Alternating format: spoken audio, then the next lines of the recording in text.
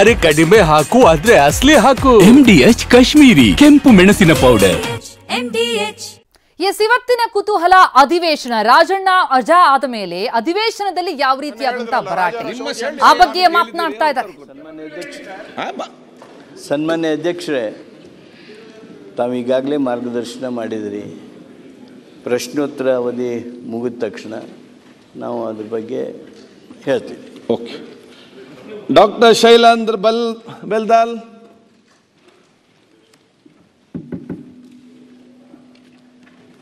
ಮಾನ್ಯ ಅಧ್ಯಕ್ಷರೇ, ಚುಕ್ಕಿ ಗುರುತಿನ ಸಂಖ್ಯೆ 258. ಆಯ್ತು, ಹೇಳಿ. ನನ್ನ ವಿಧಾನಸಭಾ ಕ್ಷೇತ್ರದಲ್ಲಿ ನೂತನವಾಗಿ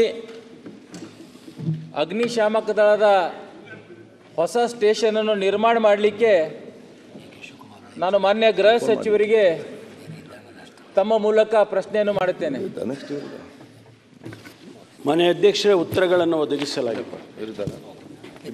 ಮಾನ್ಯ ಅಧ್ಯಕ್ಷರೇ, ಉತ್ತರವನ್ನು ಮಾನ್ಯ ಸಚಿವರು ಕೊಟ್ಟಿದ್ದಾರೆ. ನಾನು ಜನರ ಆಶೀರ್ವಾದ ಶಾಸಕ ಆಗಿದೆ ಮೇಲೆ ಕೂಡ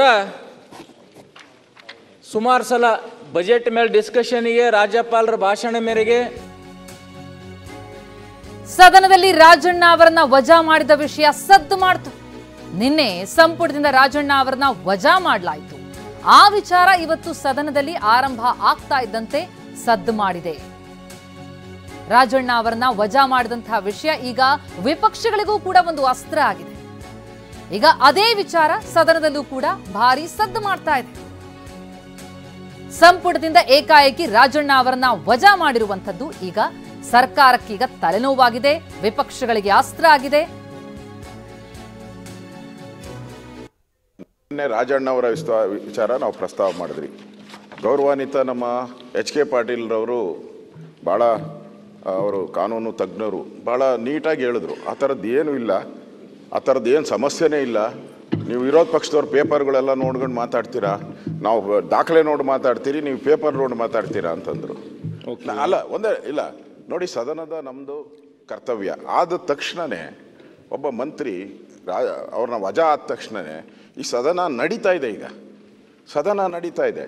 ಸದನ ನಡಿಬೇಕಾದ್ರೆ ಸರ್ಕಾರದ ಕರ್ತವ್ಯ, ಮುಖ್ಯಮಂತ್ರಿಗಳ ಕರ್ತವ್ಯ, ಅದನ್ನು ಇಮಿಡಿಯೇಟಾಗಿ, ಯಾಕಂದ್ರೆ ಸದನ ನಡೀಲಿಲ್ಲ ಅಂದ್ರೆ ನಾವು ಕೇಳ್ತಾ ಇಲ್ಲ. ಸದನ ನಡೀತಾ ಇದೆ, ನಡೆಯೋವಾಗ ಹೇಳಬೇಕು. ಹೇಳೇ ಇಲ್ಲಲ್ಲ, ಅಲ್ಲ ಬಂದಾಗಲ್ಲ ಹೇಳ, ಹಂಗಾಗಲ್ಲ ಸರ್. ಹಂಗ ನೋಡಿ, ಮುಖ್ಯಮಂತ್ರಿ ಬಂದಾಗ ಅಧಿವೇಶನ ನಡೆಸಕ್ಕಾಗುತ್ತಾ? ನೋಡಿ ಹಂಗ ನೋಡಿ, ಇಲ್ಲ, ಇದು ಬಹಳ ಇಂಪಾರ್ಟೆಂಟ್. ರಾಹುಲ್ ಗಾಂಧಿ ಅವರು ಬೆಂಗಳೂರಿಗೆ ಬಂದು ಚುನಾವಣಾ ಆಯೋಗದ ಮೇಲೆ ಆರೋಪ ಮಾಡಿ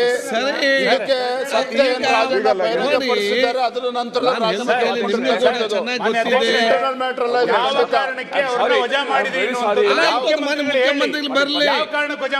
ಬರ್ತಾರೆ. ಈಗ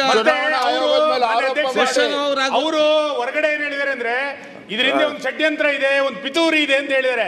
ಯಾರು ಪಿತೂರಿ ಮಾಡಿದ್ರು, ಯಾರು ಷಡ್ಯಂತ್ರ ಮಾಡಿದ್ರು ಗೊತ್ತಾಗ್ಬೇಕಲ್ಲ. ಒಬ್ರು ಮಾತಾಡಿ. ಒಂದೇ ನಿಮಿಷ. ನಾವೇನ್ ಜಾಸ್ತಿ ಸಮಯನ ಕೇಳಲ್ಲ. ಮುಖ್ಯಮಂತ್ರಿಗಳ ಕರ್ತವ್ಯ ಅದು.